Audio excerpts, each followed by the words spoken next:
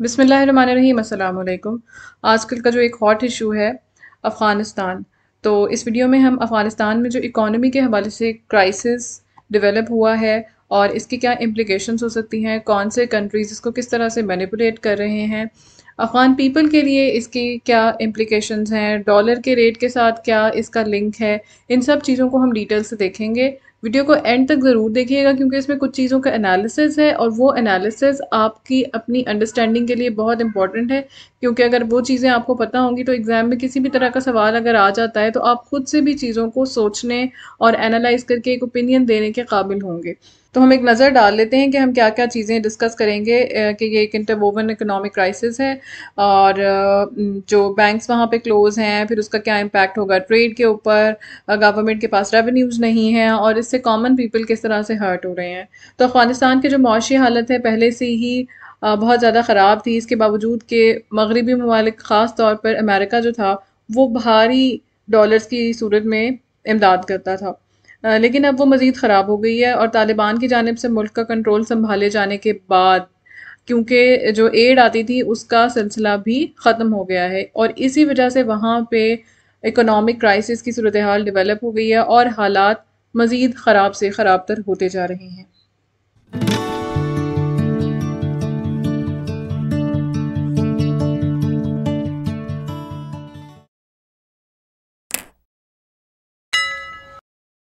अफ़गानिस्तान की अगर हम करेंसी की बात करें तो अफ़गानिस्तान की करेंसी है अफ़गानी, अफ़गानी। और हम इसका कंपैरिजन देखें तो पाकिस्तानी रुपये के मुकाबले में एक अफ़गानी पाकिस्तानी 1.92 रुपीज़ के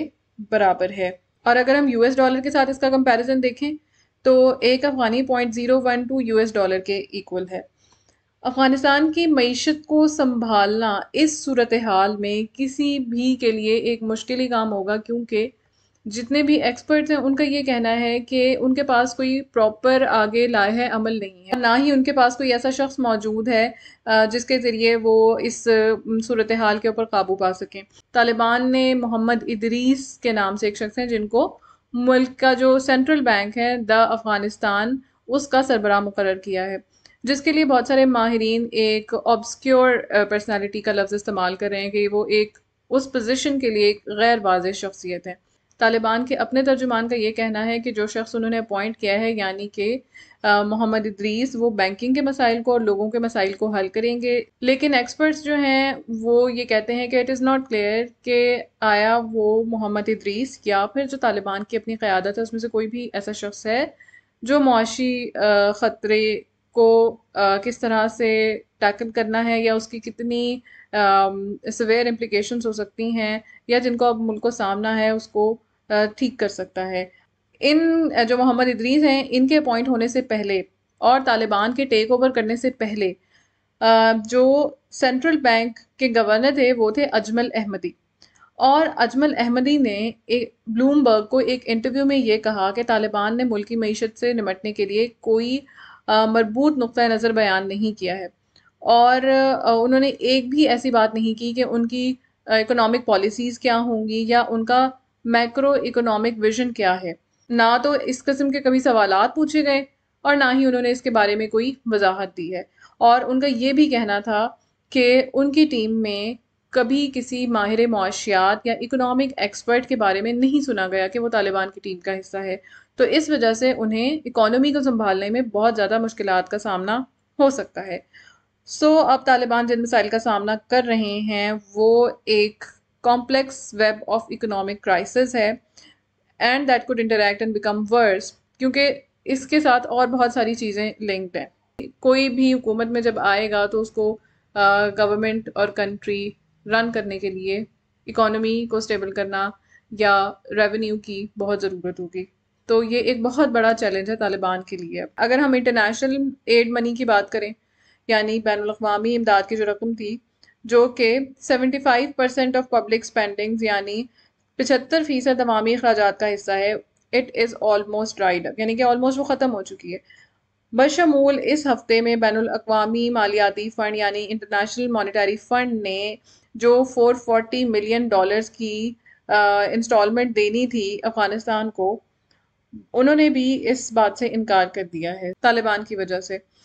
फिर उसके अलावा अगर हम देखें तो एक और जो उनके पास मेजर सोर्स ऑफ फंड था, वो फॉरेन, जो बाहर के मुल्कों में अफगान रहते हैं, वो फॉरेन रेमिटेंसेस वो भेजते थे, वो था। तो तालिबान के इक़्तिदार संभालने से पहले, और ये किस तरह से आ रहे थे, वेस्टर्न यूनियन और मनीग्राम इंटरनेशनल। लेकिन जैसे ही तालिबान ने इक़्तिदार संभाला है तो ये जो सर्विसेज हैं, they have been suspended their operation in Afghanistan. तो अब अगर जो बाहर से इस तरह से फॉरेन रेमिटेंसेस आ रही थी, उनके आने का कोई ज़रिया नहीं है। जैसे ही तालिबान ने टेक ओवर किया तो तकरीबन तमाम बैंक्स क्लोज हो चुके थे, जो अब आहिस्ता आहिस्ता करके खुल रहे हैं। और अब अफ़गानिस्तान के लोग क्या कर रहे हैं कि उनके पास जो लोकल करेंसी है, यानी कि जो अफ़गानी है, हमें अभी देखा कि उसकी वैल्यू कितनी कम है, और ये एक्सपेक्ट करते हुए कि आने वाले दिनों में शायद वो मज़ीद डी वैल्यू होगी, वो अपनी मनी को कन्वर्ट करने की कोशिश में है into the US dollars. So this is driving the value of Afghani down and pushing the prices of everyday goods high. मज़ीद पेचीदा मामलात ये हैं कि गैर मुल्की हुकूमतें और गैर सरकारी तंजीमें जो अब अफ़गानिस्तान से फ़रार हो रही हैं, हज़ारों मुकामी लोगों को वो मुलाजमतें दे रही थी और वहाँ से सामान ख़रीद रही थी। ज़ाहिर है जब वो वहाँ पर आके अपने ऑफिस बनाएंगे तो लोकल्स को हायर भी करेंगे और वहाँ से जो लोकल चीज़ें हैं वो ख़रीदेंगे भी। तो उनकी अब वो चली गई हैं वहाँ से, और यहाँ पर एक और हर्डल क्रिएट हो गई है जिसके ज़रिए से पैसा अफ़गान मईशत में आ रहा था। अफ़गानिस्तान का कुछ रिज़र्व तो उसके सेंट्रल बैंक के पास है जिससे वो अपना काम चला रहे हैं, जबकि 9 अरब डॉलर्स के करीब उनकी जो रकम है वो मगरबी बैंकों में सीज़ कर दी गई है। आलमी बैंक ने, या जो वर्ल्ड बैंक है, उसने न सिर्फ अफ़गानिस्तान के लिए कोविड रिलीफ की कुछ रकम मंजूर की थी जो उसको अभी तक नहीं दी गई थी, जो सारी दुनिया को दी जा रही है, तो उसकी भी फंडिंग उनकी वहाँ पर रुकी हुई है। तालिबान के आने से पहले क्या होता था कि जो अफ़गान मरकज़ी बैंक है या जो सेंट्रल बैंक है वहाँ का, तो वो अफ़गानी जो कि अफ़गान करेंसी है उसको स्टेबल रखने के लिए करेंसी मार्केट्स के साथ एक वर्ड जो इस्तेमाल किया गया है यहाँ पर, वो है केयरफुली कोरियोग्राफ्ड डांस, यानी कि काइंड ऑफ मैनिपुलेट करते थे मार्केट्स को और उस तरीके, ताकि जो अफ़गानी है वो स्टेबल रह सके, उसकी वैल्यू स्टेबल रह सके। तो हर हफ्ते बैंक्स तकरीबन 20 मिलियन अमरीकी डॉलर नीलाम करते थे, और उसका मकसद ये होता था कि डॉलर के मुकाबले में अफ़गानी जो है उसकी कीमत के बारे में एक ये परसेप्शन क्रिएट की जाए कि डॉलर की वैल्यू के मुकाबले में अफ़गानी की वैल्यू भी इंक्रीज़ हो रही है, या फिर एक मसनूई उतार चढ़ाव डॉलर की वैल्यू में in comparison to the Afghani. तो उसका मकसद ये होता था ताकि लोगों में ये अंडरस्टैंडिंग डेवलप की जाए कि Afghani was worth relative to dollar, Afghani currency की वैल्यू के बारे में अफवाम फहमी पैदा की जाए। अगर हम ट्रेड के बारे में बात करें तो अफ़गान मईशत में डॉलर के मुसलसल बहाव ने जो वहाँ के मर्चेंट थे उनको भी ये अलाउ कर दिया था कि वो बैरून मुल्क के से जो सामान अपना दरामद करते हैं और वो उसी करेंसी में, डॉलर्स में, अपना मनी का एक्सचेंज कर सकें, क्योंकि जो इंटरनेशनल मार्केट है यूजुअली वो अफ़गानी में जो अपनी अदायगियाँ हैं वो एक्सेप्ट करने के लिए तैयार नहीं होते थे। लेकिन अब अमरीकी डॉलर्स की तरसील, जिन्होंने अफ़गान मईशत को रन किया हुआ था या उसको रन करने में मदद दी थी, अब उनका इन्फ्लक्स रुक गया है। बहुत सारे लोग जल्द अज जल्द अपने अफ़गानी जो है, जो अफ़गान की करेंसी है, उसको डॉलर्स में कन्वर्ट करना चाहते हैं, क्योंकि वो जानते हैं कि अफ़गानी कंसिडरेबली डी वैल्यू हो जाएगा और उस सूरत में उनको डॉलर से फ़ायदा होगा। और जो डॉलर सर्कुलेशन में होंगे, वो जो वहाँ पर ताजिर हैं जिन्होंने फॉरेन सप्लायर्स को पेमेंट्स करनी है in the form of dollars, वो फर्दर रिड्यूस कर देंगे डॉलर्स की सप्लाई को और वहाँ से डॉलर्स ख़त्म हो जाएंगे, और फिर क्या होगा कि अफ़गानी की वैल्यू मज़ीद कम हो जाएगी and eventually people holding dollars will be forced to spend them. Market से डॉलर गायब हो जाएंगे, जिसकी वजह से ट्रेड के ऊपर भी असर होगा, क्योंकि बैंक्स के पास इतना पैसा नहीं होगा in the form of dollars, in terms of dollars, कि वो इंटरनेशनल पेमेंट्स कर सकें उन जो ट्रेडर्स हैं उनके बिहाफ पर, जिन्होंने फॉरेन सप्लायर्स को डॉलर्स की फॉर्म में पेमेंट करनी है। तो तालिबान के पास फिर ओनली वे क्या रह जाएगा कि वो अपना गवर्नमेंट का रेवेन्यू कैसे उनके पास आएगा, वो होगा टैक्सेस और कस्टम ड्यूटीज़ के थ्रू। कलेक्टिवली कस्टम और टैक्सेस दोनों की आमदनी उनके लिए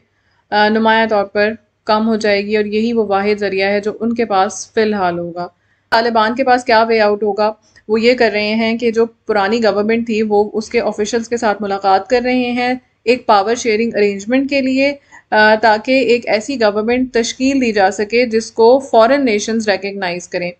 और जब इंटरनेशनल रिकग्निशन होगी तो उससे दोबारा से जो ये मनीग्राम और वेस्टर्न यूनियन वगैरह बंद हुए हैं ये भी बहाल होने की उम्मीद होगी, और जो एड है वो भी आने की उम्मीद होगी। जो कंट्रीज इस वक्त रिकग्नाइज नहीं कर रहे और जो सैंक्शंस लग रही हैं या जो इनकी इमदाद बंद हो गई है, या जो जैसे IMF ने एक इंस्टॉलमेंट देनी थी वो नहीं आई, तो वो चीज़ें उससे ताकि सॉर्ट आउट हो जाए। लेकिन इन तमाम चीज़ों के साथ साथ हो क्या रहा है, कॉमन पीपल आर हर्टिंग। तो दुनिया के लिए ये समझना बहुत ज़रूरी होगा कि जब भी वो किसी मुल्क के ऊपर पाबंदी लगाएं तो ये ज़रूर देखें कि वहाँ पे लोग भी रहते हैं और लोगों की ज़रूरियात और तकलीफ़ें रिकग्नाइज़ की जाएं, उनको मज़ीद मुश्किलात में ना डाला जाए। बेशक इसके कुछ पॉलिटिकल एस्पेक्ट्स भी हैं, और वो लोग जो तालिबान के ऊपर दबाव डालना चाहते हैं वो ये चीज़ें करना चाहते हैं, लेकिन इंटरनेशनल कम्युनिटी और तालिबान के दरमियान की ये लड़ाई, ये मुआशी जंग आम लोगों को वहाँ के मुतासिर करेगी। इस सूरत हाल के बारे में एक्सपर्ट्स का ये कहना है कि तालिबान को एक ऐसी बंद गली की तरफ धकेला जा रहा है जहाँ पे उनके पास ऑल्टरनेटिव ऑप्शंस ख़त्म हो जाएंगे और एक वैक्यूम क्रिएट हो जाएगा। जब वैक्यूम क्रिएट हो जाएगा तो वहाँ पर चाइना और रशिया जैसे कंट्रीज़ के लिए एक अपॉर्चुनिटी होगी, वो आएंगे और फिर यूरोप के साथ यूरोपियन कंट्रीज़ जो अभी अफ़गानिस्तान के ऊपर सैंक्शंस लगा रहे हैं या उसकी तालिबान की गवर्नमेंट को रिकग्नाइज नहीं कर रहे, और मगरिब के साथ ताल्लुक जो होगा अफ़गानिस्तान का वो बहुत ज़्यादा लिमिटेड हो जाएगा। इस तरह से जो वैक्यूम क्रिएट हो रहा है उसको पुर करने के लिए वो मुल्क आएंगे जो नहीं चाहते कि मगरिबी ममालिक का इस खित्ते में कोई अमल दखल बाकी रहे। और फिर ये होगा कि चाइना और रशिया जैसे कंट्रीज़, चाइना के पास कैश की कमी नहीं है, वो तालिबान की बनने वाली हुकूमत को सहारा देंगे और अपनी साख बनाएंगे। इसी बात को अगर हम मज़ीद आगे लेकर चलें तो आने वाले 6 महीनों में जब तालिबान अफ़गानिस्तान में अपने कदम जमा लेंगे, तब बाकी कंट्रीज़ ये देखेंगे कि कैसे CPEC अफ़गानिस्तान के रास्ते सेंट्रल एशिया तक चला जाएगा और अफ़गानिस्तान साउथ एशिया और सेंट्रल एशिया के लिए एक गेट वे बन जाएगा। सेंट्रल एशिया में एनर्जी के कुदरती वसाइल हैं, जबकि साउथ एशिया को एनर्जी की ज़रूरत है, और ये तिजारत अफ़गानिस्तान के रास्ते से होगी जिससे उसको बहुत फ़ायदा होगा, और ये मौका ख़ुद मगरबी ममालिक अफ़गानिस्तान को फ़राहम कर रहे हैं। वेस्टर्न कंट्रीज़ के पॉलिसी मेकर्स के लिए ये एक लम्हा फ़िक्रिया है कि वो तालिबान का एतमाद हासिल करें और ख़ित्ते में अपनी मिनिमल प्रेजेंस को बरकरार रखें, वरना वो गेम से बाहर भी हो सकते हैं। कुछ एक्सपर्ट्स का ये भी कहना है कि वेस्ट में जो अफ़गानिस्तान की रकूम मुंजमद करती गई हैं, सीज़ कर दी गई हैं, उसके सबब शदीद मुश्किलात हो गई हैं, और यूनिसेफ ने जो एक रिपोर्ट जारी की है और उसमें कहा है कि अगर अफ़गानिस्तान को वो रकूम नहीं दी गई जो वहाँ पर सीज़ कर दी गई हैं वेस्टर्न कंट्रीज़ में उनकी, तो बहुत ज़्यादा नुकसान होगा, क्योंकि वहाँ की हालत ये है कि ना तो उनके पास खुराक ख़रीदने के और ना ही मेडिसिन ख़रीदने के लिए पैसे हैं। अफ़गानिस्तान के पास कुदरती वसाइल की कमी नहीं है, अफ़गानिस्तान के पास भारी कुदरती वसाइल मौजूद हैं। तो अगर जो भी कंट्री उसको सपोर्ट करेगा, जैसे अगर चाइना है तो वो उनसे भी फ़ायदा उठाएगा। रशिया अगरचे माली तौर पर उसको अफ़गानिस्तान को इतना सपोर्ट नहीं कर सकता, लेकिन वो उनको मिलिट्री ट्रेनिंग में हेल्प आउट कर सकता है। तो माली मदद और अफ़गानिस्तान की मैशत को बेहतर बनाने के लिए China probably is the country जो मदद दे सकता है। और जितने भी वेस्टर्न कंट्रीज़ हैं they have a rivalry towards China. उन मुल्कों की रंजिश अफ़गानिस्तान से चाइना को हेल्प आउट करेगी, चाइना को फेवर करेगी वहाँ पर कदम जमाने के लिए। मगरबी मुल्कों का अपना मौक़िफ़ ये है कि तालिबान के ऊपर दबाव बरकरार रखना ज़रूरी है, ताकि वो इंसानी हुकूक की पासदारी करें और ख़वातीन और अक़लियतों की हुकूक और जमहूरियत के लिए अपने वादे पूरे करें। लेकिन यहाँ पे हम ये भी देखेंगे कि मगरबी ममालिक ख़ास तौर पर अमरीका ख़ुद कितना इंसानी हुकूक की पासदारी कर रहा है। जैसे कि हमने देखा जब अमेरिकन फोर्सेस वहाँ से विदड्रॉ हो रही थी तो कैसे एक प्लेन ने टेक ऑफ किया और उसके ऊपर लोग बैठे हुए थे और वहाँ से गिरे, और इसके अलावा जो उसके गियर्स थे प्लेन के वहाँ से भी मॉर्टल रिमेन्स मिली। तो ये एक ह्यूमन राइट्स वायलेशन है। कोई भी पायलट इतने क्राउड में और इस कंडीशन में जहाँ पर जहाज़ के ऊपर भी लोग बैठे हुए हैं और उसके गियर में भी लोग मौजूद हैं, कैसे कोई जहाज़ चला सकता है? This is also human rights violation. आपकी क्या थॉट्स हैं इसके बारे में? आप हमें कमेंट सेक्शन में बता सकते हैं। वीडियो अच्छी लगी है तो लाइक करें, चैनल को सब्सक्राइब करें। Thank you for watching.